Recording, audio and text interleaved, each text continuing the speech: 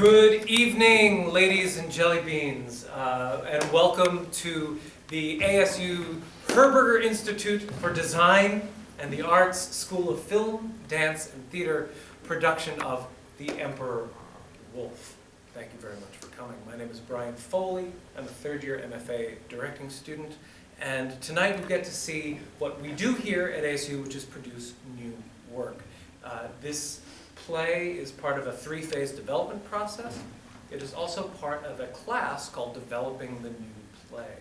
One of the wonderful opportunities that we have is to take this production, get more feedback from what you see and hear tonight, and implement it in the further development of this piece throughout the semester.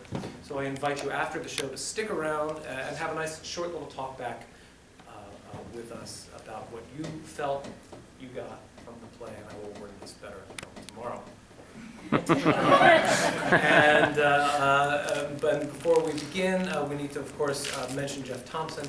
And then when you say, please turn off your cell phones, silence your cell phones. You can move my phone over, Jeff. Thank you. If you need to, if you catch on fire, you can either go out that way.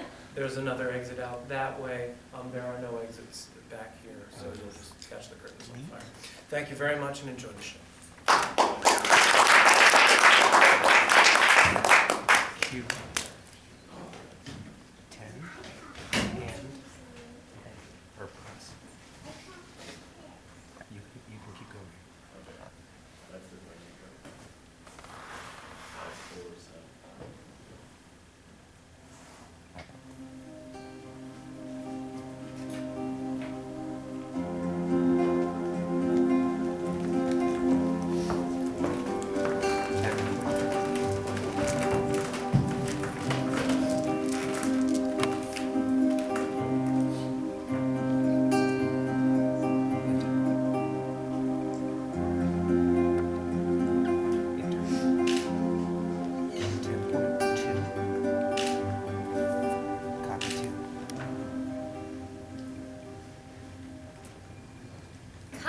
Listen to the story. What kind of story really depends on which side of the veil you've been placed. The destruction of one world can mean creation of another. So whether you want to consider this an apocalypse tale or a creation myth is a matter of perspective. Whatever the case, the world had changed. Even in my hidden places, I could feel it. In the earth, the water, the sky. The vibrations were off. I went out from my hidden places and I began my wandering again. The cries of my children were too much to ignore. Even if they still refused to see me. It would have been easier if there had been someone to blame in the beginning, as easy as it was to have someone to blame in the end. But the fault was widespread, like an infection, like a pandemic. There were really two wars happening at that time. There was the war between countries, but there was also the war between peoples. My children started again caring more about their differences and their similarities. There were no more queens or presidents or parliaments or that sort of person anymore. They were all just broken up into smaller and smaller governments. Until there were just governments of 10, or 5, or 2, or 1. Until the dread awakening, that is. A new ruling class, a whole society of creatures arose. Things my children had only heard about in myths or fairy tales, but who I knew only too intimately. Sphinxes, griffins, elves and fairies and goddesses that had long been forgotten, or rejected, or relegated to books, were now warring with each other for possession of this newly created world. Many people didn't believe in these returning memories. To them, the stories were just another reminder of how much they had lost and how far they had fallen. Whether they believed or not, however, the the stories were becoming more widespread and more prevalent. What was becoming obvious was that my children were disappearing. Instead of becoming hunters and gatherers, it appeared that they were the ones becoming hunted and gathered. For what reason, none of them knew.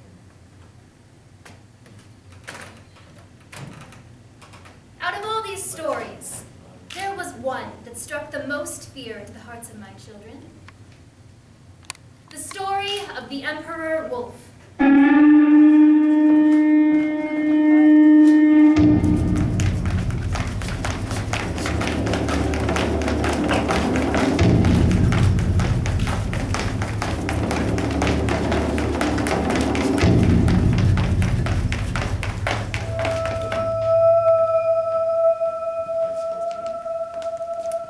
I wouldn't try that, young man. What? I said I wouldn't try that. Go! Oh!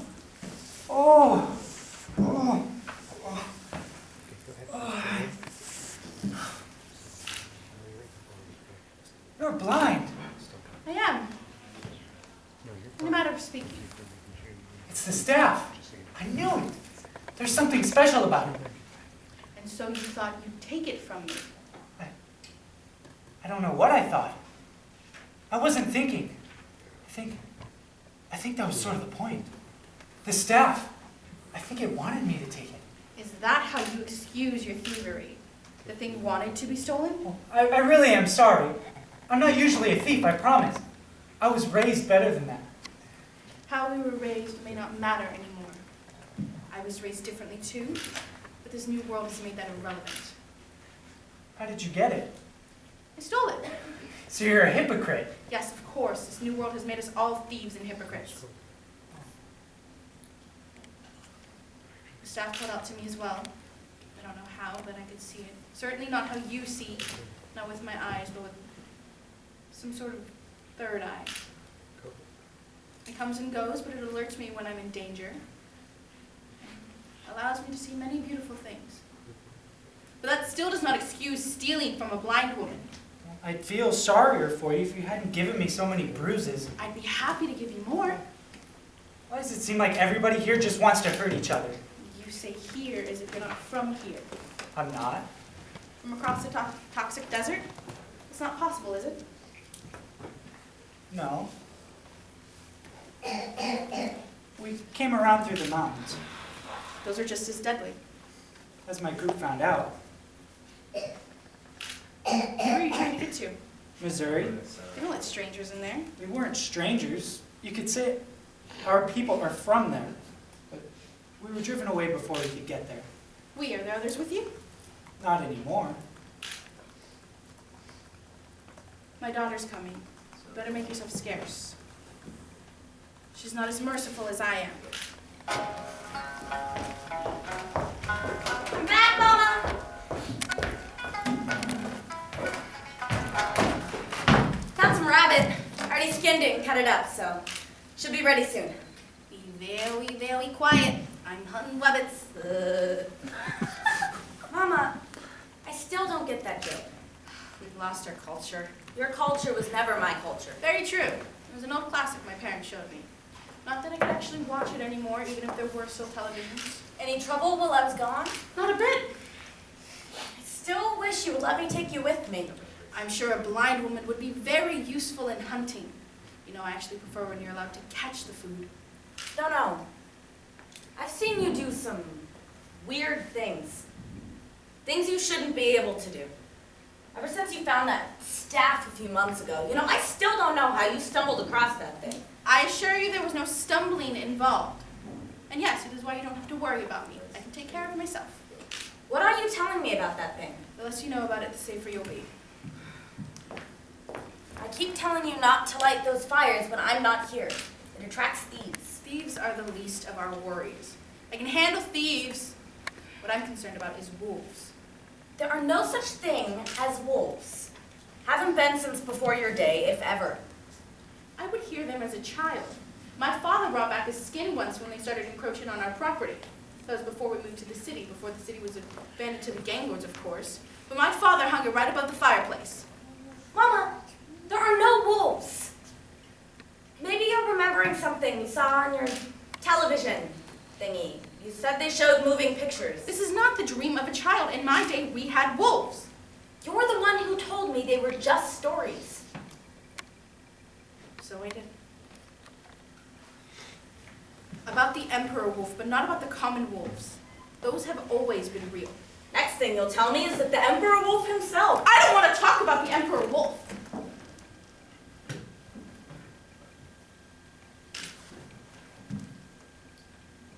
What has gotten into you? I've been rethinking things since we found the staff. You've let your imagination get away with you ever since you found that thing. I'm not delusional. I didn't say that. I've tried to keep us safe. Tried to help us from not living in fear, but maybe I just made you as blind as I am. Mama, you were right not to believe their stories. There are none of those things. There are no wolves, and there is especially no Emperor Wolf. That's not true. Get out of here! I'm not afraid of your arrows. You should be. Well, I'm not. No, really, she's quite good. I'm not afraid of her arrows because I have seen much scarier things and had things, dark things attack me which are much deadlier than her. You don't believe your mother? You should. I have seen a sphinx and I have seen wolves. After seeing a wolf, especially the Emperor Wolf, I can no longer be scared of anything else. You've seen the emperor wolf. Mama, he's just another storyteller. He stands on his hind legs like a man. He has big hands with fierce claws. He has a snout of razor-sharp teeth. He has eyes that remind you of your own blood. There's nothing that has made me more scared in my whole life than the Emperor Wolf. You're a liar. You can think I'm a liar. You can think I'm a thief. You can think I'm any number of things. But I've seen the Emperor Wolf, and I know that I know it, and I know that I've seen things that you wouldn't believe. They scare me. You don't scare me. I still think you're a liar.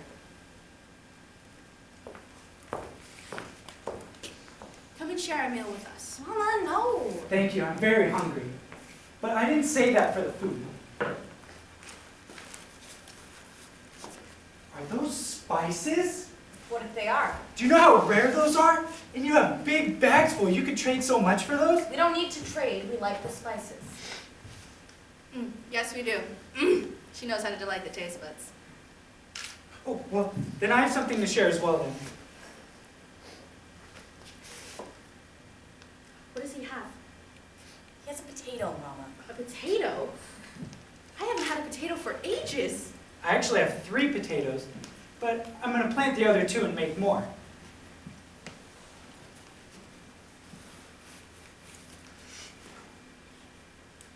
Or at least I was going to plant them. Plans change, I guess. But you're sharing that one with us? If you're feeding me soup with spices, I think that's only fair. Yes, only fair. Thank you, young man. Thank you, both of you. I am Shasta, and this is my daughter. Excuse me. I am Ebony, and this is my daughter Madeline. My name's Shasta. That's a really unique name. It's the character in a book that my father used to love. Your father sounds like a good man. He was. But he's gone now. I'm sorry. And your mother? Dead even before my father. So you're alone? Well, not completely alone. What are those? Well, they're books. Oh. So that's what books look like. Books. You really have books. And can you read them? Oh, yes. My mother taught me before she died. And then my father taught me he's quite proficient after her. You must value these very much. Oh, yes. I've had people try to barter for them, but I won't give them up. Much like your spices. What books are they? The Horse and His Boy, the favorite I was telling you about. The Wizard of Oz. As a boy, I used to think the tornado they talked about was the thing that changed our world. The Doctrine and the Covenants. Part of my parents' religion. Not yours? Well, I suppose. There aren't really many more churches to go to anymore, are there? Just us wanderers. Pilgrims and pioneers, prophets in the wilderness. Are you religious? No, my family never was. But I always loved any kind of story. You know, a man coming back from the dead. I like that. Very few people I'd like to bring back as well. We used to have a lot more books. But those ones got destroyed in one of the great floods. That's how I lost my mother. And your father? The Emperor Wolf. There is no Emperor Wolf. You disrespect my father's death when you say there isn't one. I'm sick of the lies. I wish they were lies. Then I would have my father back. Madeline, you need to apologize. He's lying to us. We do not lightly call people liars, and we do not disrespect the dead. Mama. Apologize! Oh, I'm sorry. That's okay. But there is an Emperor Wolf. Whatever. Do you remember the other books? Any of the stories? Some of them. Which ones? There was one about a man who found a ring that made him invisible. And there was a little monster who told riddles and a dragon. Oh, what? Next you're going to tell me you've seen a dragon, too. Of course not. Dragons live in Europe. What else? What are the books? There was one about a little boy sent to meet an old woman who was very angry about a man who didn't want to marry her. And she kept the wedding dress on until it was all old and yellow. And she left the wedding cake out so it was eaten by rats. At the house the little boy went to, there was a little girl that lived with the old woman that the little boy kind of liked. But I could never tell whether she liked him back. She was really mean to him. But I thought she might kind of like him too. And then there was one called a play. You were supposed to perform it in front of other people. Well, that's silly. You know, I always thought it sounded kind of nice. The play was about a wizard who lived alone on an island with his daughter, and there was fairies and a shipwreck. These sound like stupid stories. Totally pretend, nothing real. They were real to me. You also think sphinxes and wolves are real. Madeline! Sorry. We used to have a lot more books. But those were destroyed by the purgers. There were lots of stories in those, but I only remember some of them. Bits and pieces. That was a long time ago now, but at least we had each other then. Are you crying? I would hope you shed some tears for me when I am gone, Madeline. I will not let you be gone, Mama. I'm afraid, darling, that may not be a choice you can make. We still have plenty of years ahead of us. Tell me, Shasta, did you ever read the story about a young girl who could move things with her mind? No, I haven't read that one. I loved that one as a little girl. And I could still read and see. I'd almost forgotten about it until just now. How could I have forgotten it? Maybe it didn't matter. It did matter. The girl in that story loved books too.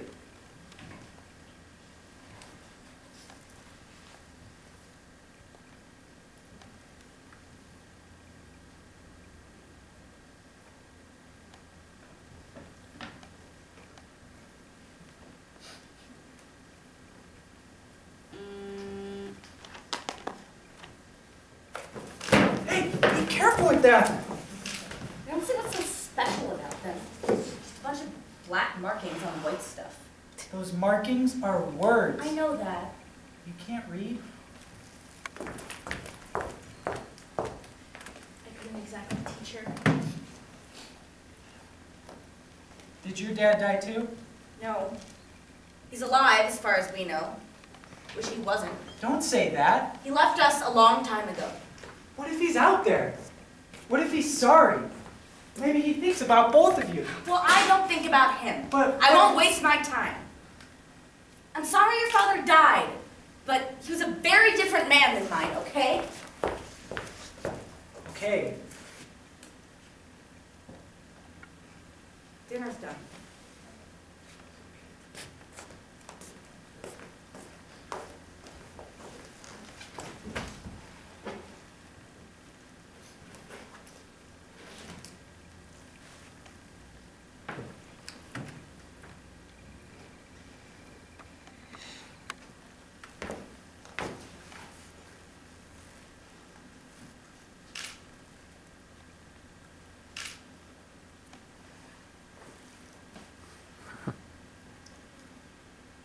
Mmm. Mmm. Thank you. This is so savory. Reminds me of something my mother used to make. She was a good cook too. You think so? Mm. Yes.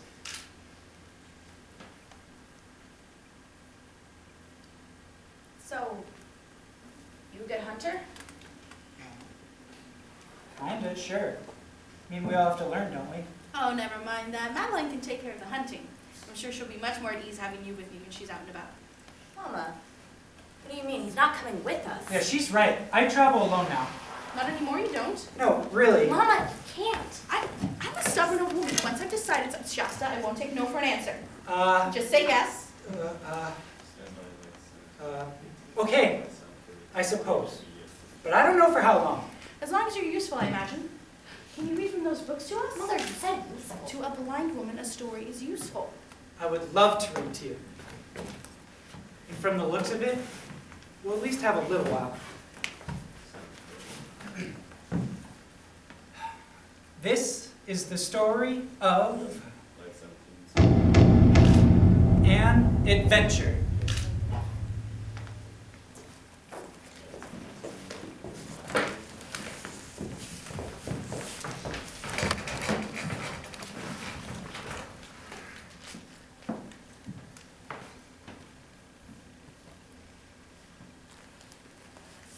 I swallow sun. I eat souls. Look into the mirror, children, and you will see my face. I'm nothing like you. I am the devourer in every reflection. You took my father! I feed on your black thoughts. I feed on your dark hearts. I feed on you. Leave the children alone! Madeline, Shasta, wake up.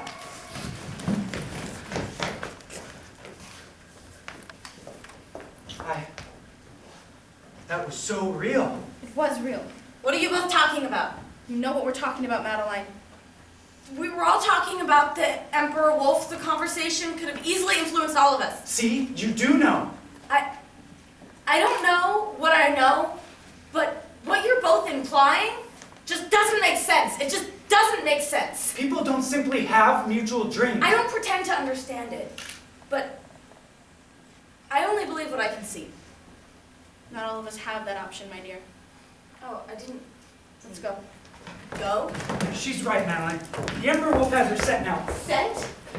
He smells our souls. Ridiculous. Madeline, this has happened to me before. This is how I lost my father. There is no Emperor Wolf, you lunatic. No, you hear me now. You open up those clogged ears and hear me. You are ignorant. There's no better way of saying it. What did you just call me? I'm no genius, but I know what I've seen, and I know what I've heard. And no little cynic without the imagination to see beyond her own limited experiences is going to tell me that I did not see my father devoured by a creature that is as real as I am. Don't you dare talk to me like that. Don't you dare. You stand there with imaginary stories packed up in your head by stupid books that pretend the world is something that it isn't, and then try to make me believe in fairy tales because of dreams we had. Dreams. Hiccups in our mind while we're asleep. If I'm ignorant, well then you're stark crazy. A delusional child trying to make some sense out of a tragedy in his life. Well, you're not the only one with tragedy, but the rest of us choose to face that in the light of reality. Stop it! Both of you! We're leaving. Mama. Pack up. We're leaving.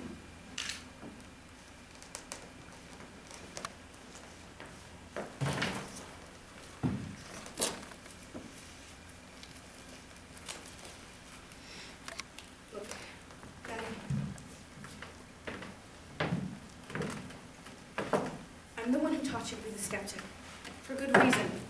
I don't want you thrown about by every superstition or con that we encounter in this broken world. I'm proud of you. I'm proud of your mind. Thank you, Mama. But he's right. You are ignorant. Not because of any lack in you or in your intelligence, but because of me. I made you ignorant to these things. I just thought it would be better that way. I wanted to protect my little girl from the monsters in the night. Mama? There are things that I have never had the courage to explain. Mama, what are you... I've never felt safe. There's always been a new tragedy willing to prey on me, so I just took to hiding, escaping, hoping that the demons of grief would pass me over, but they found us. Mama, why are you... Once the whole world collapsed, stories started coming to life. My parents were taking me to a colony in Missouri.